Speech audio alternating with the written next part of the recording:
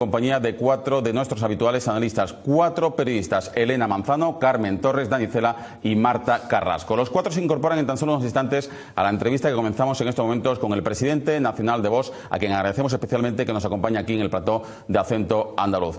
Santiago Abascal, buenas noches. Muy buenas noches. Muchísimas gracias por hacer un hueco en su apretada agenda y venir aquí a Andalucía, acompañarnos aquí en nuestro plató. Y lo primero que quiero preguntarle, antes de conocer qué es Vox, el mensaje que usted quiere trasladar, es preguntarle por la huelga educativa que hoy recorre toda España. ¿Qué opinión tiene sobre ese mensaje que se está lanzando para derogar de inmediato la LOMCE? Pues nosotros estamos muy alejados del debate sobre la reforma de la ley educativa. A nosotros nos preocupan otras cosas muchísimo más en materia educativa. Creemos que el Estado ha de recuperar las competencias en materia educativa, quitándoselas de una vez por todas a las comunidades autónomas. Creemos que debe haber una educación mucho más homogeneizada y creemos que el Estado ha de recuperar la capacidad en materia educativa, no para quedarse las instituciones públicas, sino para entregársela a los padres y que a través de un cheque escolar puedan elegir educación pública, concertada, privada, educación mixta, diferenciada y el modelo lingüístico adecuado. Creemos que las autonomías están sirviendo para que los padres no puedan decidir la educación de sus hijos y en muchos casos para atacar las libertades más básicas. Quería empezar preguntándole qué es Vox y cuál es su mensaje, cómo definiría Vox, pero evidentemente usted me lo ha puesto para rematar a gol. ¿Usted no cree en el Estado de las autonomías? No, nosotros no creemos en el Estado de las autonomías. Creemos en el Estado de las autonomías porque existe. Sabemos que está ahí, lo vemos, pero lo ¿no cree usted que sea el mejor modelo que pueda amparar el desarrollo de España? Sin ninguna duda. Nosotros creemos que un modelo con un Estado unitario, políticamente centralizado y administrativamente descentralizado, sería el adecuado. El actual modelo de las autonomías nos lleva a la ruina, desorbita la deuda pública, nos hace desiguales en todo el territorio nacional en derechos y obligaciones y nos ataca en parte nuestras libertades donde gobiernan los separatistas. Creemos además que multiplica por 17 las posibilidades de corrupción, que es muy costoso y que no lo podemos permitir. Y eso no significa estar en contra de la pluralidad cultural y lingüística de España, que es una gran riqueza para todos nosotros, pero no necesitamos 17 parlamentos para garantizar esa pluralidad. El ejemplo es que las autonomías gobernadas por los separatistas en el País Vasco y Cataluña son netamente centralistas. Quieren convertir a la provincia de Álava en Guipúzcoa cuando son muy diferentes. En una el 98% de los ciudadanos son castellano parlantes de cuna. En Álava, en Guipúzcoa el euskera se habla mucho más y sin embargo no se puede estudiar en español en toda la comunidad autónoma vasca. Y pasa lo mismo en Cataluña. Quieren convertir Tarragona en Lérida o Gerona. La pluralidad hay que respetarla desde todas las instituciones. Nos sobran parlamentos, nos sobran instituciones y nos sobran políticos. Usted sabe que ese mensaje aquí en Andalucía tiene poco predicamento. Aquí en Andalucía el 90% de los andaluces consideran que el Estado de las Autonomías ha sido una historia de éxito, sobre todo para nuestra comunidad, que considera que fue olvidada y azotada injustamente por el franquismo, por ese centralismo madrileño, ¿no? Bueno, eso del centralismo madrileño yo no sé lo que es porque yo soy vasco y francamente no lo he padecido. Pero a nosotros no nos preocupa lo que digan las encuestas que hacen en muchos casos los políticos, que dice la gente. Desconfiamos muchísimo de eso y además no vamos diciendo cosas distintas en función del territorio que pisamos. Decimos lo mismo en toda España. Es posible que nuestro mensaje sea más compartido en algún sitio de Castilla o en Valencia o en Galicia o en Asturias, no lo sé. Pero nosotros no vamos eligiendo el mensaje en función de la provincia o de la ciudad que visitemos. Decimos lo mismo en toda España y no engañamos a nadie.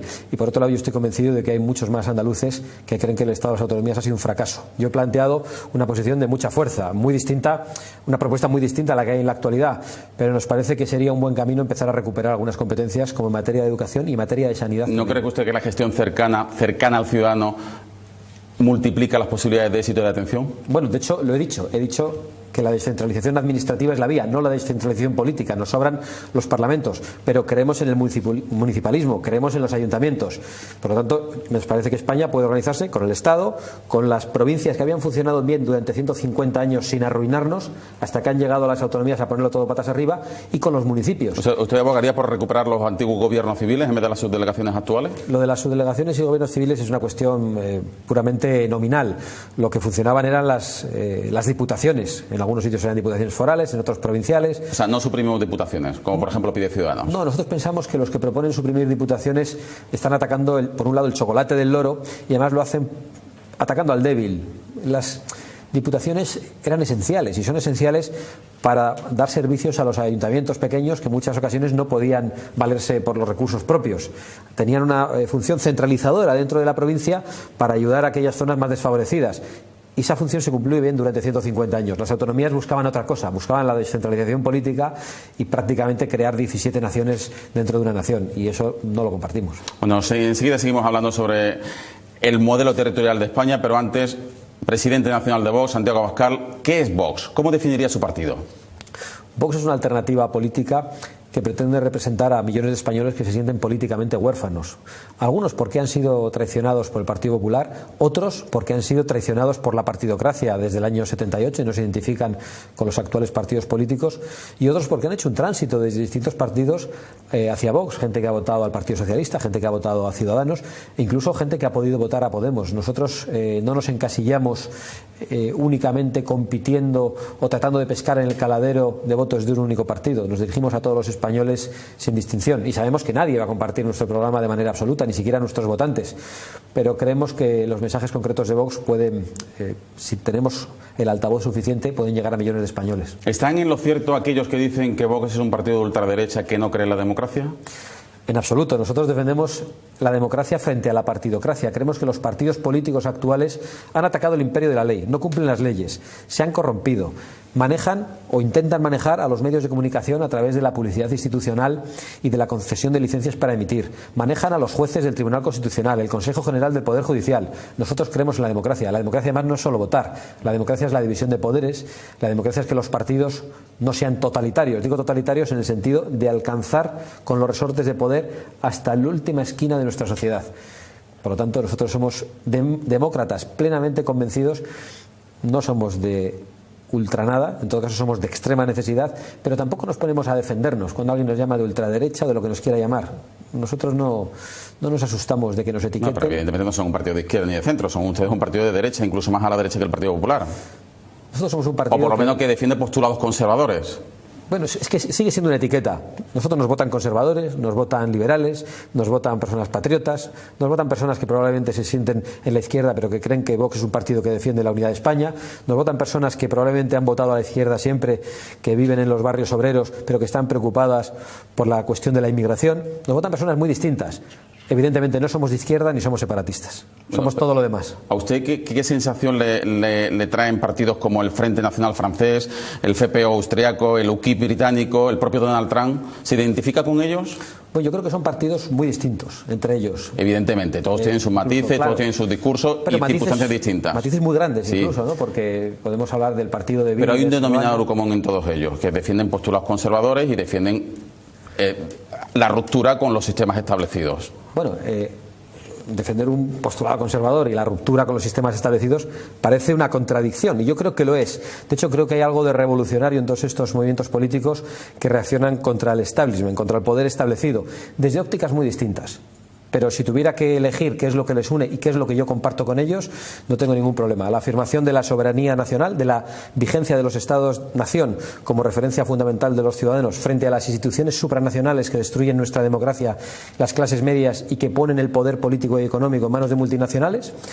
La afirmación de la identidad cristiana, fundamentalmente frente al multiculturalismo, que es la puerta abierta al islamismo, y una reacción frente a la corrección política que nos tiene amordazados y que no nos permite decir nada sin que nos estigmaticen como xenófobos, homófobos, ultras, etcétera. Hay muchas cosas que piensa la gente que está en su salón viéndonos que no las dice porque inmediatamente hay una etiqueta, un estigma. Pero son cosas que piensan millones de personas, cosas normales. Y nosotros nos rebelamos junto con todos esos partidos, coincidiendo en algunas cosas y en otras no, frente a ese sistema de la dictadura de lo políticamente correcto. ¿Usted entiende que muchos compañeros de profesión, muchas personas me hayan preguntado y sorprendidos que le vaya a entrevistar a usted? Pues se lo tengo que agradecer mucho, porque soy absolutamente consciente que más allá de lo que se suele decir, por ejemplo, estos días salía a la luz pública que Podemos amenaza a los periodistas. Unas supuestas amenazas hechas de forma anónima contra denunciados también anónimos. A mí me ha dejado un poco frío, pero claro, ¿quién mueve todo esto? El mismo sistema que está intentando condicionar a los periodistas, diciendo a quién se puede llevar, a quién no se puede llevar.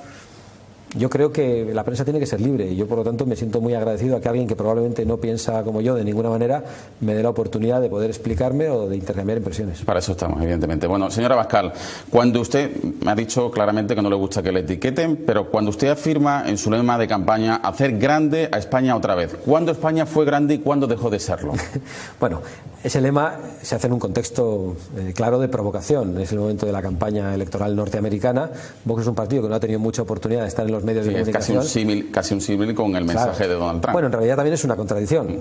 Él querrá hacer a América grande otra vez, nosotros no. Nosotros queremos hacer a España grande otra vez. Pero creemos que España puede ser una nación grande en valores, una nación grande en libertades. ¿Pero cuándo dejó no de es una serlo? perspectiva territorial. En realidad, nosotros creemos... ¿O nunca lo fue? ¿O lo fue alguna vez? España ha sido muy grande en muchos momentos, pero España no siempre ha tenido el mismo tamaño, ni desde un punto de vista geográfico, ni desde un punto de vista de los aciertos políticos. Es retórica política. Nosotros queremos que España sea una nación de ciudadanos libres, de ciudadanos iguales, y que en todo el territorio nacional se mantenga nuestra unidad. ¿Y cuándo eso nos ocurrió parece eso? que es hacer a España grande otra vez. ¿Cuándo ocurrió eso? Bueno, España ha sido grande a lo largo de su historia, pero... ¿Fue grande en el franquismo? En España, el franquismo no tenía democracia, por lo tanto España no era grande en libertades durante el franquismo.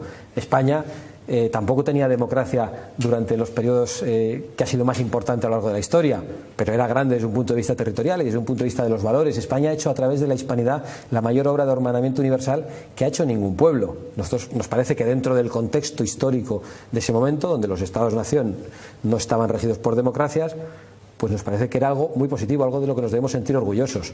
Yo creo que de cada época histórica hay que sacar lo mejor y desechar lo peor. Por tanto, no se siente usted heredero del franquismo, ni de la fe de la JON, ni de la Falange. Nosotros no nos sentimos herederos de nada. Nosotros somos españoles nacidos en democracia o en partidocracia y tratamos de dar una oferta a los españoles pensando en el futuro. ¿Cree usted en la ley de la memoria histórica? La ley de la memoria histórica existe, pero me Existe, parece una pero ley, está vaciada de contenido toda vez que no hay presupuestos para aplicarla. me parece una ley absurda. Me parece que tratar de ayudar a las personas que están buscando a sus familiares desaparecidos no tiene nada que ver con intentar imponer una única visión de la historia de España. Nos parece que los políticos no deben hacer eso, no deben entrar en ello. Es bastante sorprendente que una ley de memoria histórica que llega de la mano de Zapatero, que es el mismo que dice a Gabilondo aquello de necesitamos tensión, necesitamos algo de crispación para poder ganar las elecciones, nunca se planteará en la época de gobiernos socialistas como el de Felipe González. Yo creo que tiene una intencionalidad política usando una intención absolutamente legítima y comprensible de las personas que perdieron a los suyos y que no les encontraron. Por lo tanto, estoy en contra de la ley de memoria histórica y no significa que con eso me manifieste en contra de las personas que quieren buscar a sus familiares desaparecidos, sean del bando que fueran, y lógicamente en eso los republicanos, que no gobernaron durante los 40 años del franquismo, son los que se llevan la peor parte. Si ustedes tuviesen representación en el Congreso de los Diputados y ayer hubiesen participado en la Comisión Constitucional que votó a favor de desenterrar a Franco del Valle de los Caídos, ¿qué hubiesen votado? En contra. En contra, ¿por qué? Porque nosotros queremos que los muertos descansen y no queremos molestar a ¿Pero los solo muertos. pueden descansar unos muertos, no todos los muertos? Todos, pero para que descansen unos muertos no hay que desenterrar a otros. La guerra civil fue hace 80 años. La guerra de independencia contra los franceses hace 200. Por tanto, ¿libertad también para todas las exhumaciones?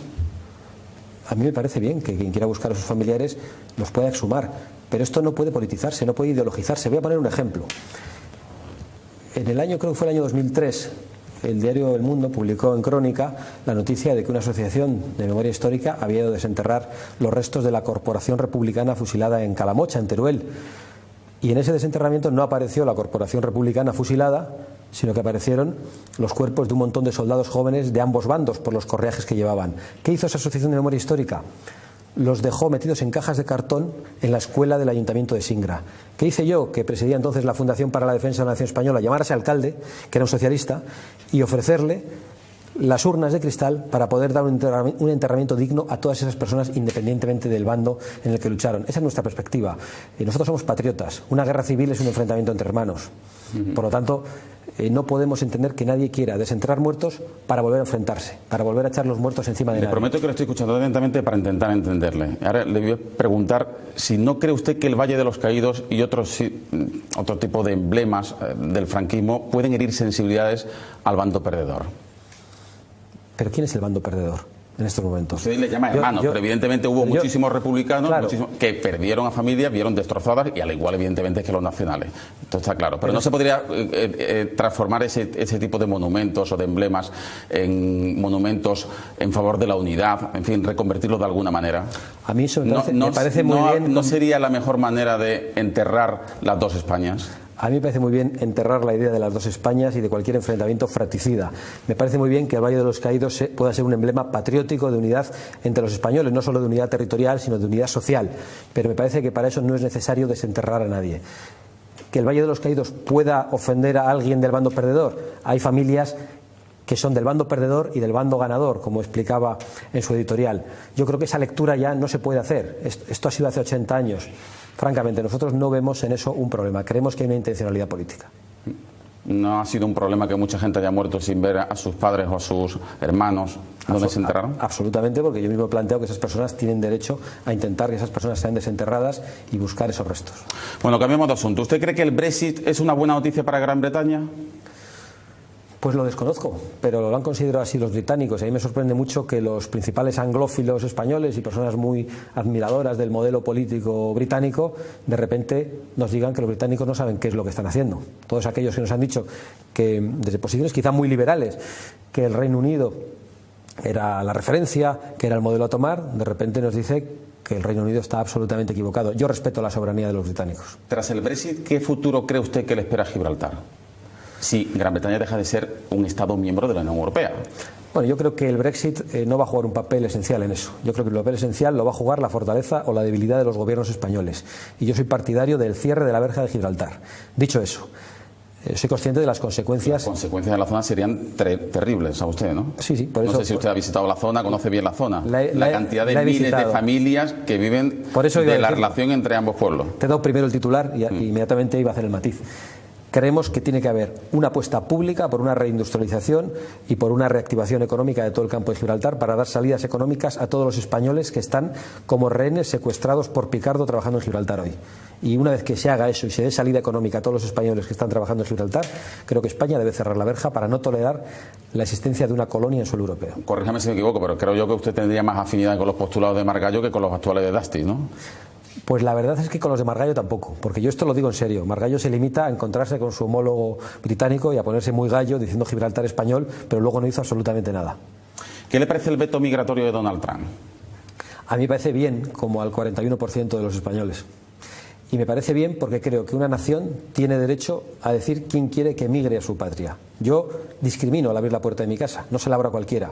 Y creo que un Estado debe comportarse de la misma manera. ¿Y usted cree que así se combate el yihadismo o se alimenta el odio entre religiones? ¿Abriendo la puerta de Europa a todo el mundo ha servido para combatir el yihadismo? No. Esto es lo mismo que se dice de las autonomías. Cuando planteamos una intervención con el artículo 155 en Cataluña, dicen, ¿esto no será todavía peor? ¿Qué puede ser peor que estén a las puertas de la secesión? ¿Qué puede ser peor en Europa, volviendo al tema del yihadismo, que de repente puedan poner bombas en cualquier lugar ocasionando muchísimos muertos? Pero ese es otro tema. Yo hablaba de inmigración en términos generales. Yo creo que un país tiene el derecho a decidir la inmigración que recibe en función de las necesidades de la economía nacional, y en España hay 4 millones de parados en estos momentos. No parece que económicamente tengamos esa necesidad, sino al contrario, porque además supone también un coste en las ayudas sociales. Y por otro lado, un país tiene derecho a aceptar la inmigración que tenga capacidad de adaptación o de asimilación, capacidad y o voluntad, porque hay quienes no la tienen. Por lo tanto, me parece bien ese veto migratorio. ¿Usted hubiese entendido que en la década de los 40, los 50, los 60, cuando hubo una inmigración masiva por parte de españoles a otros países de Europa, hubiesen puesto vetos a los españoles? ¿Hubiesen tenido que regresar? ¿O no hubiesen podido buscarse la vida en otros países? Bueno, lo habría entendido perfectamente porque tenían el derecho a hacerlo, pero es que los españoles emigraron con contratos de trabajo y emigraron con papeles. No podemos comparar la emigración española, que ha sido un país inmigrante en muchos casos. Mi abuela tuvo que ir a Argentina, mi bisabuela, perdón, en 1915. ¿Y cómo emigraban? Con papeles. ¿Cómo se iban esas décadas a Estados Unidos? Estados Unidos tenía calculada la población que tenía, de cuántos eran de origen europeo, de cuántos eran de origen asiático, de cuántos eran de origen afroamericano, y aceptaba la inmigración en función de esas cuotas. Si había un 2% de asiáticos, del total de la inmigración que recibía durante esas décadas, solo podía haber un 2% de asiáticos, tratando de mantener un mismo equilibrio social. Yo creo que un país no solo tiene el derecho a hacer eso, sino que tiene el deber de hacerlo. Hay quien dice, ¿eso es discriminatorio? Efectivamente, yo discrimino a quien abro la puerta de mi casa. ¿Y el muro con México de Donald Trump? Nosotros tenemos una valla en Melilla con unas concertinas que hacen mucho daño a las personas desesperadas que saltan. ¿Qué legitimidad tenemos? ¿Usted las mantendría, esas vallas? Yo probablemente haría algo más contundente, más alto y que dañase menos a las personas que intentan saltarlo. O sea, que pondría vallas al campo. Sin ninguna duda. Pondría puertas a mi casa y las cerraría. Y pondría paredes en mi casa. Para mí una patria es como una casa. Ese es nuestro símil.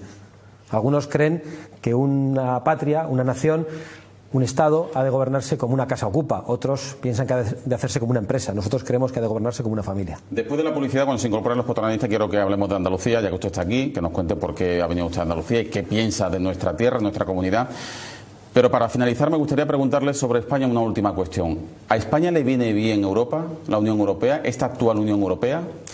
¿La Unión Europea que ahora parece que quieren impulsar de 2 velocidades o de varias velocidades? Francamente, creo que a España no le viene bien esta Unión Europea. ¿Eso significa que estemos en contra de que exista una Unión Europea? No, en absoluto. Estamos a favor de que haya otro modelo de Unión Europea que respete la soberanía de las naciones, un modelo de Unión Europea que no sea tan costoso, que no necesite un Parlamento. Yo creo que puede haber una Unión Europea en la que se reúnan los jefes de Estado y de Gobierno de los países de Europa y se pueda conciliar el interés comunitario y el interés nacional. A día de hoy nos viene demasiada legislación de Europa, todo viene muy decidido y prácticamente no queda otra que obedecer en los parlamentos nacionales en todas las materias. Y en España necesitamos abrir a fondo un debate sobre las consecuencias de nuestra incorporación a la Unión Europea. Es verdad que los fondos de cohesión nos han permitido construir infraestructuras, tenemos unas fantásticas carreteras, hoy el sector servicio es puntero en España, ya lo era, y además con unas vías de comunicación inmejorables, perfectas para nosotros y para los extranjeros que vienen. Pero hemos tenido que aceptar cuotas, desmantelar industria, desmantelar astilleros, hemos tenido que asumir cuotas en la producción agrícola-ganadera y eso ha tenido unas consecuencias. La incorporación al euro, lo mismo. No digo con esto que plantee la salida del euro, que España quizá no podría ni siquiera asumir. ¿Cuáles han sido las consecuencias en el poder adquisitivo de los españoles derivadas de la incorporación al euro? Pues han sido bastante negativas, porque el sueldo de un camarero en el año 99 era de 145.000 pesetas y en el año 2011 era de 900 euros. Había aumentado muy poco. Sin embargo, el precio de la vida se había multiplicado. Un café se había multiplicado por 4, un libro de la ESO se había multiplicado por 6. Ha habido muchísimas cosas que han pasado a costar mucho más. Las clases medias en España se han empobrecido.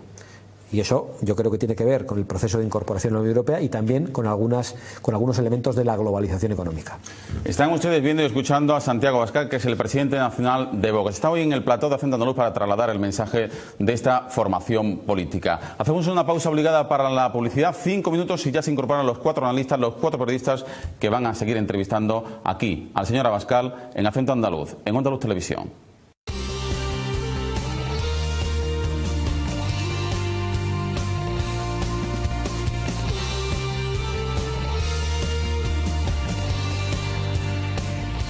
Seguimos esta noche en Acento Andaluz entrevistando al presidente nacional de Vox, Santiago Abascal, a quien le quiero preguntar qué le trae por Andalucía. Pues una conferencia que hemos dado esta tarde, José Antonio Ortega Lara y yo, sobre el futuro de España, invitados por una asociación sevillana que se llama Voceando por ti Sevilla. ¿Y cómo ve usted en este momento Andalucía, desde Madrid o desde el País Vasco? Bueno, yo Andalucía la veo como una parte más de España, probablemente con más problemas económicos que el resto de España, pero nosotros no hacemos distingos, como decía antes, en cuanto al mensaje que lanzamos. Decimos lo mismo en toda España, no hay ninguna propuesta diferenciada en función del lugar al que acudimos, sea Cataluña, sea Andalucía o sea Castilla. Pues a continuación le van a preguntar 4 periodistas andaluces. Carmen Torres, flamante tertuliana de La Sexta, que hoy nos acompaña aquí. Buenas noches, bienvenida. Buenas noches. Tertuliana de Acento Andaluz mucho antes. Mucho antes. Es que casi se puede decir que fue tu escuela televisiva, ¿no? Absolutamente. Elena Manzano, buenas noches. Buenas noches. Bienvenida. Marta Carrasco. Buenas noches. Daniel Cela, buenas noches. A vuestra disposición el señor Abascal. Bueno, si le parece podemos empezar con el tema económico, porque leyendo sus propuestas han dicho ustedes que quieren que los impuestos sean o lo más reducido posible o incluso eliminarlos. Pero ¿no parece un poco demagógico que hoy en día, tal y como están las arcas públicas, esto no pueda ser una realidad, sobre todo con el manido discurso de un gobierno tras otro de la herencia recibida y luego vienen los incumplimientos de los programas electorales? Bueno, yo creo que las herencias son más o menos las mismas, las que se dejan unos a otros.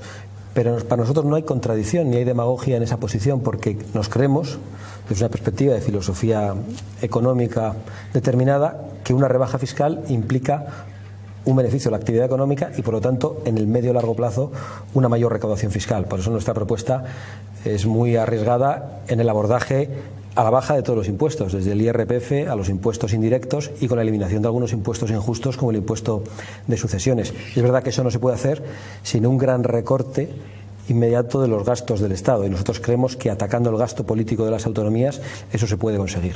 Claro, pero el plantear ese discurso del recorte de las autonomías y de las competencias es también un poco peligroso en el sentido de que no es populista, ¿no? No es aceptado, o sea... No es popular. Sí, popular. Es curioso, ¿no? Porque a veces nos llaman populistas y en otras ocasiones nos dicen que decimos cosas que no cree nadie. Pero aquello que decimos no lo elegimos en función del número de personas que lo apoyan, en función del porcentaje que vemos en las encuestas. En ese sentido quizás seamos el partido menos populista, pero por poner las encuestas encima de la mesa, hay un 30% de españoles que piensan, según el Centro de Investigaciones Sociológicas, que el Estado de las Autonomías ha fracasado, que el Estado de las Autonomías ha de ser recortado, devolviendo competencias al Estado, o incluso eliminado. Un 30 o un 28%. ¿De que la gente aceptaría la centralización otra vez de políticas que ahora mismo están cedidas a las autonomías? Yo estoy convencido de que mucha gente lo aceptaría. Después de tantos años del bipartidismo y de partidos que han defendido precisamente lo contrario. Es que yo creo que cada vez más españoles identifican las autonomías con la corrupción y las autonomías con el partidismo, con la partidocracia, con algo de lo que se benefician los partidos. Quizá muchos españoles no conozcan de verdad datos que antes poníamos encima de la mesa, por ejemplo el hecho de que las políticas sanitarias públicas en manos de las autonomías cuesten exactamente el doble, un poco más que en manos del Estado. Sobre todo eso tenemos que debatir.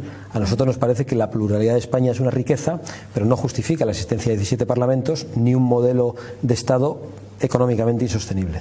Ha dicho usted que su discurso a veces lo consideran populista, otras veces poco popular.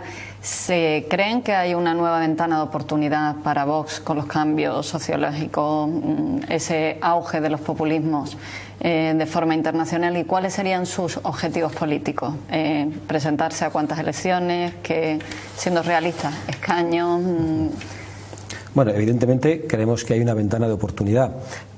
Creemos que el discurso ha tenido oportunidad y es aceptado por una parte significativa de la población española hace tiempo. No hemos tenido quizá la relevancia o la imagen de potencia suficiente para que muchas personas que piensen como nosotros nos hayan podido votar. Y en ese sentido Podemos ha jugado un papel determinante en el apoyo a un Rajoy que había traicionado a su electorado. Se ha utilizado el voto del miedo, un supuesto sorpaso al Partido Socialista, incluso algunos tertulianos, recuerdo que hablaban de que podía ganar Podemos las pasadas elecciones, y eso ha sido un catalizador en el voto Mariano Rajoy y a nosotros nos ha perjudicado.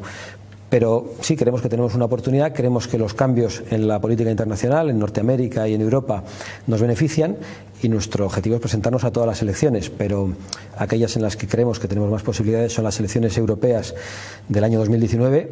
Hay que recordar que nos quedamos a 1.500 votos de tener representación en las pasadas elecciones europeas, y creemos que si somos capaces de demostrar entonces que podemos tener representación, habrá muchos españoles que se giren hacia nosotros y nos puedan apoyar. El camino que hizo también Podemos, que empezó y dio la sorpresa en las europeas, y ya a partir de ahí, digamos que esa es su principal meta, ¿no? Podemos y UPyD, es decir, incluso en otros países de Europa eso ha ocurrido también, que algunos partidos que no han conseguido triunfar en las elecciones nacionales, ha pasado en Francia de alguna manera. El Frente Nacional en Francia solo tiene 2 diputados, y sin embargo tiene un importante grupo en el Parlamento Europeo porque fue el partido más votado en Francia. ¿Usted reformaría la ley electoral española, que tampoco pabulada a las pequeñas formaciones?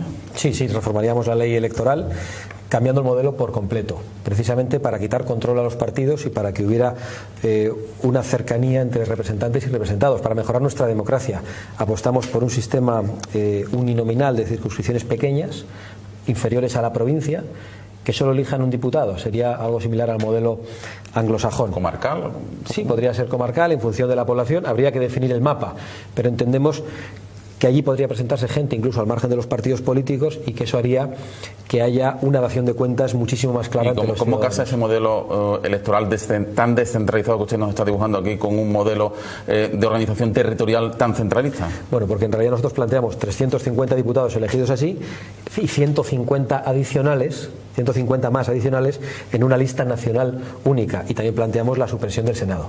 Entonces creemos que debería haber una sola Cámara con 500 diputados, 150 elegidos de esa manera y los otros 350 de la otra. Esa es nuestra propuesta concreta. Sabemos que para esto hacen falta grandes reformas, pero esa es nuestra vocación, una reforma de la ley electoral en ese sentido y una reforma de la ley de partidos también para obligarles a comportarse democráticamente. No son demasiados diputados esa propuesta, porque le recuerdo a usted que en España hay más cargos públicos que en Alemania, y por ejemplo usted propone una composición nueva de las Cortes suprimiendo el Senado, que incluso con esa propuesta supera con mucho, por ejemplo, ejemplo, la Cámara de Representantes en Alemania, ¿no?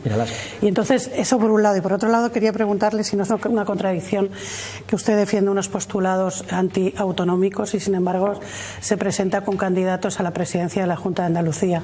Vale. Yo quería las dos cuestiones. Empiezo por la anterior. Evidentemente pueden parecer mucho 500 diputados en lugar de 350, pero las Cortes Generales están compuestas por el Congreso y el Senado. Si sumamos ambos, hay 650 miembros en las Cortes Generales. Nosotros planteamos que haya 500 y además estamos planteando a largo plazo un proceso de reversión del Estado de las autonomías y que no haya parlamentos autonómicos, con lo cual el ahorro de diputados y políticos en España que nosotros planteamos no lo propone ningún partido. Algunos ven como una contradicción que nos presentemos a elecciones autonómicas porque planteamos el fin del Estado de las autonomías. Para nosotros no hay ninguna contradicción. Somos demócratas y tenemos la obligación de concurrir a las elecciones y trabajar desde dentro para reformarlas. Y mientras las autonomías existan, los parlamentos existan, nosotros tenemos que respetar el sistema democrático, el imperio de la ley y actuar en consecuencia. Pero de verdad no hay contradicción. Y además no engañamos a nadie. Nuestro objetivo es entrar dentro de estas instituciones para defender los intereses de los ciudadanos mientras existan y para plantear su cierre. Sí, yo quería saber, señor Abascal, algunos de los principios, de los postulados que usted plantea se asemejan mucho a lo que dicen otras formaciones políticas. Algunos, digamos, a la línea más dura del Partido Popular. Hay ideas de las que ha hablado UPyD, otras de Ciudadanos. No sé si Vox nace porque el PP se queda corto en determinadas áreas. Si es así, me gustaría saber dónde cree usted que el Partido Popular no llega o no satisface a una parte del electorado conservador. Y después, creo que ustedes sí han hecho intentos de unirse a otras formaciones políticas, ¿no? Y no ha salido. Quería saber también por qué ha sido.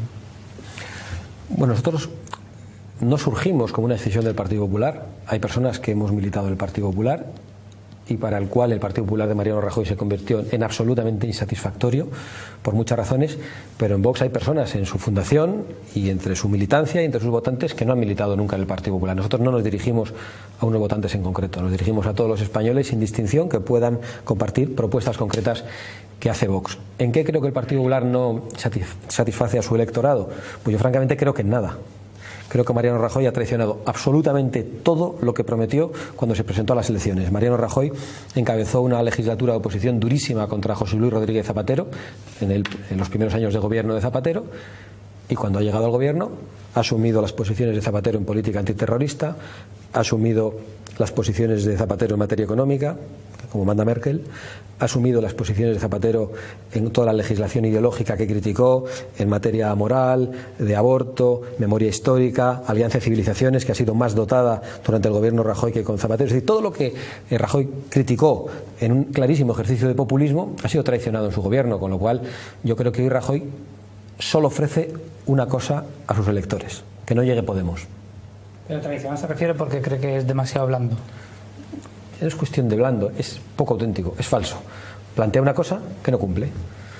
¿Y quién representa la autenticidad dentro del Partido Popular, según usted, José María Aznar? Yo creo que el Partido Popular es un partido en descomposición. En descomposición. Yo creo que el Partido Popular... ¿El partido de gobierno? Sí, el más votado y el que mejor aguanta, ¿no? Bueno, es el mejor aguanta elecciones. porque estamos en un momento de degradación de las instituciones y de la propia democracia, pero creo que al Partido Popular hoy solo le une una cosa, que es el poder, con muy poco apoyo, con menos apoyo del que ha tenido en los últimos años, y eso va a ser letal en el momento que el Partido Popular pierda el poder. Por eso digo que creo que es un partido en descomposición. ¿Usted cree que sus posibles votantes vendrían del Partido Popular? Imagino, pero también le quiero preguntar, ¿y de Podemos? ¿Usted cree que ahí también tienen un mercado importante de votos? ¿O? Y del Partido Socialista. Mira, el otro día una señora me paraba en la calle y me decía que nos había votado y que había votado a Zapatero. Ella está votando siempre al Partido Socialista. Y le digo, ¿pero hasta cuándo ha votado usted al Partido Socialista? Y dice, a Zapatero. Y yo arqueaba las cejas porque me costaba entenderlo. Y digo, ¿y usted por qué vota a Vox? Porque es el único partido que defiende la unidad de España. Esa fue la respuesta.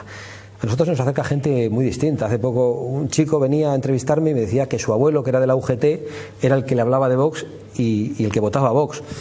Nos estamos dirigiendo a todos los españoles. No hacemos distingos, tampoco con los votantes de Podemos. Creemos que los dirigentes de Podemos son verdaderamente extremistas, pero la gente, y yo creo que cuando se dice que Pablo Iglesias es comunista, es verdad, pero no creo que todos los que votan a Pablo Iglesias sean comunistas. Hay un gran hartazgo, gente que no se ha sentido representada, que quiere reaccionar frente al poder establecido y lo ha hecho con lo que le parecía más contundente, más agresivo y más claro. Y en ese sentido Podemos ha resultado triunfante. Pero con todo lo que... Perdón, más interesante que su oferta, que la oferta, por ejemplo... Más, ¿no? Bueno, sin ninguna duda, y estoy dispuesto a hacer toda la autocrítica que haga falta, porque es así. Nosotros nos quedamos con la miel en los labios en las elecciones europeas y eso fue determinante. Mucha gente dijo, bueno, no han salido, con lo cual ahora, si les voto, voy a perder la oportunidad, voy a tirar el voto. Esa es la lectura que ha hecho mucha gente. Ahora bien, nosotros sostenemos que la entrada, más allá de lo que Podemos ha hecho bien desde un punto de vista de la propaganda, que la entrada de Podemos en las televisiones es una obra gubernamental. Ha habido interés en dividir al Partido Socialista y en dar cancha a Podemos para debilitar a la izquierda. Y le ha salido bien, ¿no? Y le ha salido bien, pero le ha salido mal a España. Hablan ustedes de la crisis de la moral colectiva. ¿Es que la gente tiene la culpa de lo que nos está pasando o a qué se refieren? Bueno, yo creo que no, la gente no. Yo soy gente. O sea, yo creo que todos tenemos que hacer una autocrítica, todos tenemos que mirar hacia adentro, ver en qué nos comportamos bien en nuestras familias, en la política, en la sociedad. Tenemos que respetar las normas y yo creo que cuando se ve que el estado de corrupción es generalizado en la política, por ejemplo, pues podemos decir anchas Castillas, si los de arriba roban, ¿por qué no voy a hacerlo yo? Y afecta a todo. Yo creo que... Bueno, pero controlar un poco desde los partidos políticos esa moral es un poco peligroso, ¿no? No, nosotros la moral no queremos controlarla, nosotros queremos que se respeten las leyes, únicamente. Queremos que se respeten las leyes. ¿Usted qué le parece? ¿O se subiría al autobús del Hazte-Oír? Yo creo que el autobús de Hazte-Oír no se entiende sin la propaganda previa. Yo creo que a los niños hay que dejarles en paz, poner en las marquesinas eso de que los niños tienen vulva y las niñas tienen pene es una provocación como otro cualquiera, y el autobús de Hazte-Oír me parece que ha puesto de manifiesto un debate que quiere ser prohibido. Y mira, el otro día en El País veía una encuesta, en el diario El País, que hacían sobre si el autobús debería ser prohibido porque era incitación al odio. En todo caso sería lo obvio, ¿no? Y el 85% decían que no, y habían contestado 20.000 personas, ¿no? Entonces yo apoyo a Hazte-Oír, creo que tienen derecho a decir lo que están diciendo. Yo tengo una duda porque está usted en una comunidad autónoma donde los orígenes socioculturales tienen mucho que ver con la inmigración musulmana y ustedes rechazan la inmigración musulmana, creo que además la asocian al terrorismo.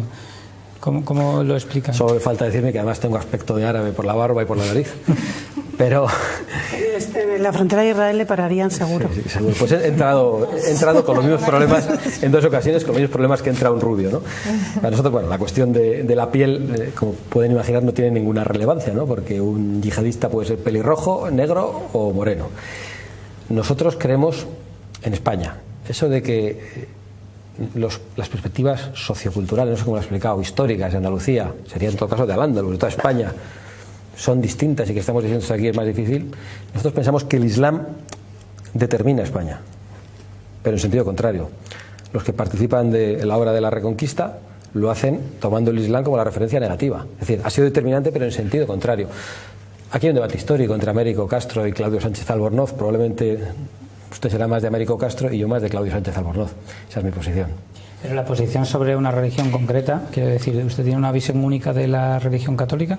¿Todos los católicos son de la misma manera? ¿Todos piensan de la misma manera? No, evidentemente. Hay matices, ¿no? Evidentemente, ¿no? ¿Y no aceptamos los matices dentro del Islam? ¿Todos los islamistas se ponen burka y van...? Pero este planteamiento yo creo que es muy importante, ¿no?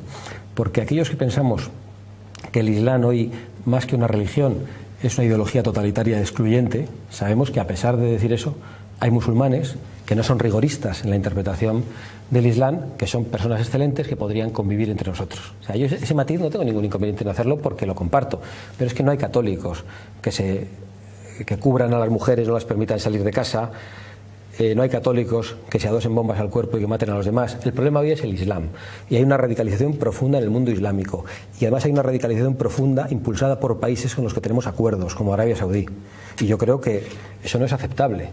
El que quiera venir a vivir entre nosotros tiene que aceptar nuestras leyes, nuestras costumbres. No puede ser que la ley islámica se quiera imponer como ley civil.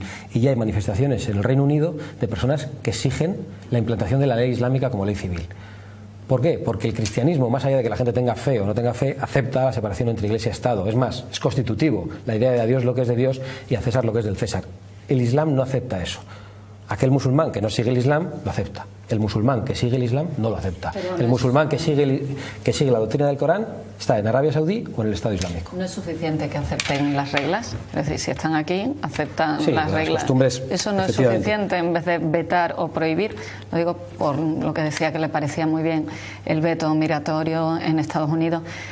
También es un debate importante, porque también se pierde mucho talento. ¿Estamos dispuestos a prescindir de todo eso por una cuestión religiosa? ¿Eso no es realmente una discriminación por cuestión de fe? Yo creo yo soy partidario de la discriminación. Yo soy partidario de abrir la puerta de mi país o la puerta de mi casa a aquel al que se la quiero abrir. Pero a mí me preocupa el talento de españoles que estamos perdiendo, que se están yendo al extranjero. El talento que están perdiendo los iraníes, los sirios y que nos traen aquí, pues es un talento que debería ser aprovechado en Irán o en Siria. Y yo desearía que incluso las personas... No, en principio no. No lo queremos aquí, el talento de... No es que no lo queramos. Yo quiero el talento de los españoles que se tienen que ir. Pero nosotros la inmigración creemos que ha de producirse en función de las necesidades de la economía nacional, y hay 4 millones de parados, y en función de la capacidad de adaptación de los inmigrantes. Esa es nuestra posición. Pero ¿no le parece que no admite comparación su casa con el país? Su casa es un espacio privado y es suya. El país es un espacio público, es de todos. ¿De todo el mundo o de todo el país? Bueno, todo el mundo tiene derecho a vivir y a tener un techo y a tener un trabajo y a tener... Y mientras, como dice mi compañera, acepten las normas y acaten las leyes... Y la convivencia. Mi casa es un espacio privado... Es que ha hecho usted antes la comparación, ha dicho, yo no le abro la puerta de mi casa. La voy a volver a hacer, me imagino. Mi casa es un espacio privado que me pertenece. Sí. El país, la nación, es un espacio público, privado, de los que viven en el país. No todo el mundo, de todo el mundo, tiene derecho a vivir en un país. Ese es mi planteamiento. Creo que un gobierno tiene la responsabilidad de regular la inmigración y no dejarse llevar por la demagogia, que es por lo que se dejan llevar los dirigentes europeos. Pero los movimientos migratorios son democráticos, son legales... Democráticos no, serán reales. ¿Ilegales? Legales no, serán legales o ilegales. Serán legales si están regulados y serán ilegales si no están regulados. Si estamos hablando de la inmigración, en primer lugar, regular, y después abrir la puerta a regularizar la inmigración que no tiene... Yo he planteado legalizarlos. Pero el motivo de esa regulación es la religión. No. Porque en el caso de Trump son países islámicos que se supone en el caso de Trump, ni mexicanos, no hace falta. En el caso de Trump, fundamentalmente, ¿usted está de acuerdo? Entonces está abogando, me ha dicho, por una discriminación, pero por motivos de fe, de religión. Por motivos de identidad. Y la identidad cultural y la posibilidad de respeto a nuestras leyes la determina, por desgracia, en gran medida la religión. ¿Y no le parece muy del pasado esa discriminación? Me parece que, por desgracia, tal y como se están poniendo las cosas, va a ser muy del presente. Entonces, ¿un islámico ateo no puede entrar en España? Un islámico ateo sería ahorcado en Arabia Saudita. No, pero los hay. Es que no es un islámico. En Francia hay gente originario de un país de árabe, de Siria, y son ateos, como judíos ateos. Pero yo no digo que no pueda entrar en España. No sé. Lo que digo es que la inmigración tiene que regularse para que sea legal. Y tiene que ser en función de las necesidades de la economía, a quién podemos ayudar, a quién podemos aceptar, a quién podemos integrar. ¿Y qué hacemos, por ejemplo, con uno de los problemas más grandes que tenemos en Andalucía, aunque se ataja poco y se aborda poco por los poderes públicos, porque ninguno tiene la valentía para hacerlo, es la inmigración irregular? Pero no hablo de quien coge las maletas o un avión y se viene, sino de las personas que literalmente se juegan la vida en patera. Estamos acostumbrados en los últimos meses a hablar de Grecia, de la isla de Lesbos, y aquí lo vivimos diariamente. Nosotros en los informativos todos los días vemos cómo rescatan, mejor dicho, a personas en las pateras. ¿Qué hacemos con ellos? Eso te pregunto yo, ¿qué hacemos? Bueno, usted es el que plantea. No, pero lo metemos en la casa de quién. Vamos cada uno a aceptar. Pero los devolvemos. Vamos cada uno a aceptar con nuestro dinero, si tenemos que mantener a nuestros hijos, a nuestras familias, que va a haber en nuestra casa, en cada una de nuestras casas, un inmigrante. ¿Vamos a hacerlo? Pero es que le repito que no se trata de ofrecer una casa particular, sino de que el Estado, ¿cómo se paga de cobertura pública... ¿Quién es el Estado? ¿Cómo se paga el Estado? ¿Cómo se sostiene? Somos todos, con nuestros impuestos, con el trabajo. Por lo tanto, no podemos hacer esa demagogia. Tenemos que aceptar a los que podemos aceptar, y no más. Yo tengo una responsabilidad, en primer lugar, que es mantener a mis hijos. Me da mucha pena cuando vengo aquí y veo gente pidiendo en la calle. Si metiera a esa gente en mi casa, sería alguien absolutamente humanitario y bondadoso, pero sería un insensato. El estado del bienestar se supone que es eso, ¿no? Solidaridad. No, el fin del estado de bienestar es precisamente la aceptación de la inmigración sin control. Calle, ¿no? Es que no se trata, volvemos a mezclar lo privado y lo público. Habla de civilización y de identidad. ese mensaje tan insolidario, ¿usted cree que va a calar y que de verdad van a conseguir? ¿Sabe lo que ocurre? Que no es un mensaje insolidario, es la solidaridad bien entendida, porque la solidaridad no es infinita, igual que el dinero no es infinito, igual que el espacio no es infinito. Por ejemplo, está hablando de la gente que está en la calle. Mi pregunta, ¿que el drama de los refugiados también cómo lo abordaría usted? Bueno, yo creo cerrando también las fronteras, no permitiendo que lleguen. Por supuesto, yo no permitiría que entren sin ningún tipo de control masas de personas que desconozco. La primera responsabilidad de un gobernante es garantizar la seguridad y la libertad de sus gobernados. Pero es que la alternativa es un campo prácticamente... Sí, y el campamento... yo he estado visitando los campamentos de refugiados en Irak, que creo que no lo ha hecho ningún político español. Y los campamentos de refugiados que hay en Europa, habrá que proteger a los refugiados cristianos que están siendo atacados por los refugiados musulmanes. No tenemos más que leer las noticias en Alemania de que eso está pasando. ¿Podemos aceptar entre nosotros a los refugiados musulmanes que están atacando a los refugiados cristianos en los campos de Alemania? No. ¿Podemos aceptar entre nosotros, seguro que conocéis la imagen, en la frontera de Serbia, una mujer caminando con un niño de 2 años aquí, con otro de 4 años detrás y una niña de unos 6 años de la mano, descalza, lloviendo, en época de frío? Alrededor 4 hombres, con abrigos y aspectos militares, todos con botas y ni uno solo ayudándole. Yo ayudaría a esa señora y a esos niños, sin ninguna duda. A los otros no les dejaría entrar de ninguna de las maneras. No quiero en mi sociedad a 3 hombres que van al lado de una mujer arrastrando a 3 niños en ese estado, descalza, y que no le ayuden. No les quiero en mi sociedad. ¿Le tiene miedo al Islam, a la parte del Islam, a la cultura islámica? ¿Le tiene miedo personal? Yo no soy comunista. No, pero yo no me refiero al comunismo. Pero es importante, yo no soy comunista, yo no soy separatista. ¿Puedo criticar el separatismo? Sí. ¿Puedo criticar el comunismo? Sí. No soy musulmán, no me gusta la visión musulmana del mundo y del hombre. ¿Puedo criticar el Islam? Sí. Sin embargo, te llaman islamófobo, porque nos quieren amordazar. Y yo ejerzo mi libertad y digo, eso no me gusta, eso no, aquello pero tampoco, y esto sí. Le pregunto si le tiene miedo. Quiero decir, porque yo he leído que usted tiene licencia de armas, ¿no? Porque se protege, o sea, que tiene pistola. Quiero decir que eso requiere tener un miedo a algo, ¿no? ¿Le parece bien que tenga licencia? A mí no me gustan las armas. Ya, pero ¿le parece bien? ¿Sabe por qué tengo licencia de armas? Usted mismo. Eso es una libertad de cada uno. No, no es una libertad de cada uno, no la puede llevar cualquiera. Por eso digo que usted estuvo amenazado durante muchos años, pero ya está acabado, afortunadamente, y ahora ya puede pasear por las calles con cierta tranquilidad, ¿no? ¿Eso piensa usted? O sea, usted, bueno, no lo sé, no ha habido otro atentado de ETA desde entonces, ¿no? Pero usted sabe que ha habido políticos que han sido asesinados. Totalmente. Sabe que a determinados políticos, además en función de las cosas que decimos y de dónde estemos, si estamos solos, nos pueden patear por la calle. No, pero yo le refería... Sabe que a Pim Fortuyn le asesinaron en Holanda. Sí, pero que digo que tiene que tener miedo para conservar eso cuando tantos años ha estado en una sociedad en donde había que mirar debajo del coche para cogerlo, ¿no? Que eso debe ser un vivir de una forma terrible. No me puedo ni imaginar porque no lo he hecho ni he vivido. Pero quiero decir, algo le debe de quedar uno dentro, esa especie de temor para conservar la necesidad de protegerse, ¿no? No tengo miedo, tengo precaución y tengo hijos y tengo un deber con ellos y por lo tanto creo que mi obligación es protegerme. Pero no lo hago con miedo, yo no voy preocupado por la calle, no voy mirando para atrás con 1000 ojos. Sin más, trato de tener algunas precauciones. Pero de verdad, miedo no tengo. Yo tengo una duda cuando le ha planteado Carmen antes si usted discrimina por fe o por religión, usted ha dicho que discrimina por identidad. Y pensamos en la identidad pensando de dentro a afuera, pero desde la otra perspectiva, ¿qué ocurre si algún español no siente una identidad española? Usted ha vivido en el País Vasco, debe haber muchos vascos que no se sienten españoles y debe haber muchos catalanes que no se sienten españoles. ¿Cómo discriminamos a esa gente? ¿Los echamos de España? A mí me da igual lo que la gente se sienta. Y me parece muy bien que uno se sienta solo catalán, solo vasco, bueno, me parece muy bien. Bueno, no le da igual, porque si un musulmán se siente español... Sí, pero que da igual que se siente español. Si no es español, pues no podrá entrar en España solo si los españoles con nuestras leyes lo permitimos. La identidad evidentemente no es monolítica, pero hay unos márgenes y yo creo que hay márgenes que no podemos aceptar y que tenemos que ser responsables. No podemos hacer que alguien que venga con una visión de un Islam rigorista esté entre nosotros, porque entonces acaba habiendo una mezquita como la de la M30 pagada por Arabia Saudí, donde se cuelga a los homosexuales y donde se corta las manos a una persona o se le mata directamente por tener una Biblia. Y ese pensamiento va calando en nuestra sociedad y algunos pensamos que de eso tenemos que protegernos. Yo sé que otros pues sois menos cautos o creéis que lo hacéis desde una perspectiva de tolerancia. Nosotros pensamos que de eso tenemos que protegernos. No, yo por entender un poco cómo se discrimina por identidad. Yo estoy hablando de extranjeros. Estoy hablando de otros países. Evidentemente yo no estoy planteando echar de España a un separatista catalán porque solo se siente catalán. De otros países no europeos, por ejemplo, ¿no? O de otros países, o también discriminamos a un norteamericano.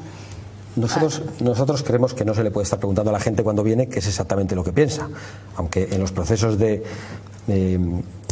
consecución de la nacionalidad creemos que hay que ser mucho más riguroso. La nacionalidad no se puede regalar, tiene que haber una asunción de los valores civiles básicos, eso creemos que hay que hacerlo, pero sabemos que hay países donde la mayor parte de la población es islamista y además islamista radical, por lo tanto creemos que no hay que promover esa inmigración.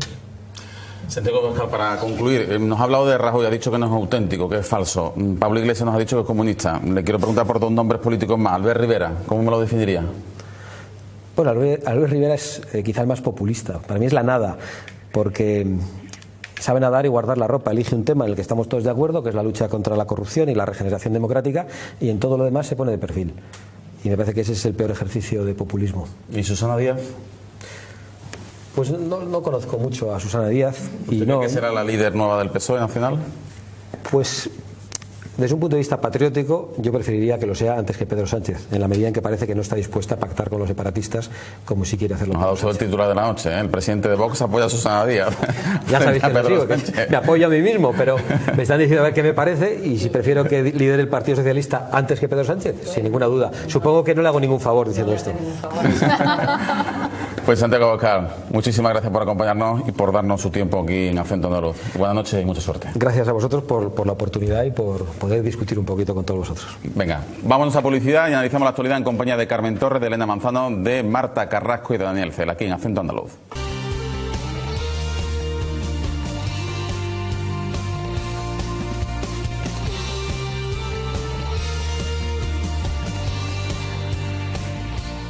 Tiempo ahora de tertulia, tiempo de análisis en compañía de Dani Cela, de Marta Carrasco, de Elena Manzano y de Carmen Torres. Antes de analizar la actualidad que pasa sin lugar a dudas por la huelga de la educación en España, os pido un titular de nuestro invitado esta noche, de Santiago Abascal, presidente nacional de Vox. Yo ponía aquí sobre la mesa pues lo último que nos ha dicho. Prefiero a Susana Díaz antes que a Pedro Sánchez si estamos hablando de unidad de España, de patriotismo. Dani, ¿con qué te quedas tú? A mí me ha llamado mucho la atención que diga que la solidaridad no es infinita, tiene un concepto del estado de bienestar un poco sui generis y bueno, también tiene muy claro que la discriminación es un concepto que él asocia al riesgo de que España pues que pierda la unidad nacional por la entrada de inmigrantes. Me ha llamado mucho la atención. Marta. Uy, es que da muchos titulares. Bueno, pero... tú le has sacado el tema de la posesión de licencia de armas. Sí, bueno, que eso es muy libre. Y le libre. has dicho a la cara que a ti no te gusta eso, evidentemente. Sí, evidentemente no me gusta. Pero por la anécdota voy a dejar a los compañeros que se ciñan más en el tema político, Carmen y Elena. Yo creo que cuando ha dicho eso de que yo apoyo el hazte oír, porque me parece muy bien que digan lo que tienen que decir, pues ya define un poco cuál es su sentir con respecto pues a la igualdad, al género, a la educación en igualdad y a todas esas cosas. Eso me parece. Bueno, conociendo el programa de Vox y cómo se han ido presentando estos últimos meses, no me ha sorprendido ninguna de sus respuestas, pero no por eso dejan de ser duras. Sobre todo a mí lo que me ha molestado muchísimo es que compare el país con su casa, y yo he tratado de hacerle ver que no se puede comparar un territorio privado. Lógicamente yo no voy a abrirle la puerta de mi casa a cualquiera, pero sí defiendo que pueda vivir en España quien lógicamente cumpla unas normas mínimas, no cerrárselas a nadie por cómo piense o por la religión que tenga, entre otras cosas, porque es que ese es uno de los artículos de la Constitución española, que no haya ningún tipo de discriminación ni por raza, ni por sexo, ni por religión, y eso es lo primero que él propone incumplir de puertas para afuera. Entonces me parece bastante contradictorio que quieras tener unas normas aquí y que no quieras que se cumplan para otras personas que puedan venir de fuera, pues como hemos hablado, igual que nosotros nos fuimos a Alemania hace 60 años, pues que ahora puedan venir quienes peor lo están pasando simplemente para buscar una vida mejor, no para hacer burradas ni cometer atentados, sino simplemente para no morir de hambre o no morir en una guerra. Es que me parece algo tan básico que me cuesta mucho trabajo entenderlo. Carmen, con el auge del Frente Nacional francés, el UKIP británico, Donald Trump, los austríacos, ¿crees que este tipo de corrientes pueden tener su predicamento en España? Esa es, yo creo, la gran cuestión, ¿no? La gran incógnita. Si ahora mismo de verdad se le abre una ventana de oportunidad en España a estos fenómenos que sí las están teniendo en otros países europeos. A mí me cuesta mucho trabajo creerlo y sí que estoy de acuerdo que ese tipo de radicalismo se ha frenado aquí mucho con Podemos. Podemos es un movimiento populista, pero no de ultraderecha, y también él hablaba del CIS. En el CIS, no recuerdo el dato exacto, pero la posición de personas en la ultraderecha se va reduciendo en las últimas encuestas. Entonces es muy minoritario y no es tendencia. Es como una especie de...